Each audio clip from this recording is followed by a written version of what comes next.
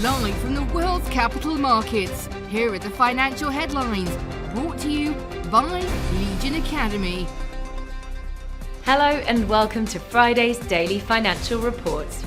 The Swiss franc is likely to strengthen further early next year as investor concerns about the euro area's faltering economy and debt levels will fuel haven flows into the currency, according to Credit Suisse Group AG's head of foreign exchange strategy. US employees' above-inflation pay increases just weeks after the Texas oil giant posted its highest quarterly profit, underlying how strong 2022 has been for the fossil fuel industry, while other sectors like technology and finance cut jobs.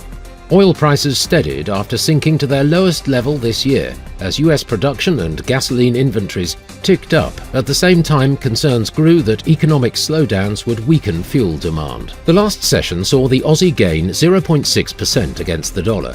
The stochastic RSI is giving a positive signal, which matches our overall technical analysis. Apple shares made a minor upwards correction in the last session, rising 0.1%. The ultimate oscillator is giving a positive signal.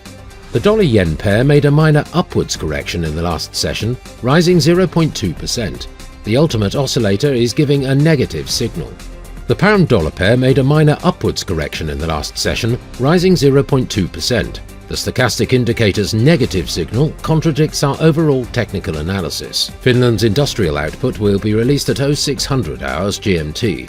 The Australian industrial production at 0800 hours GMT. The US Producer Price Index at 1330 GMT. The US Michigan Consumer Sentiment Index will be released at 1500 hours GMT. The UK's Consumer Inflation Expectations at 0930 GMT. The UK's CFTC GBP NC net positions at 2030 GMT. We hope that you've enjoyed Friday's Market Outlook. On behalf of all of us here, we wish you a productive trading day.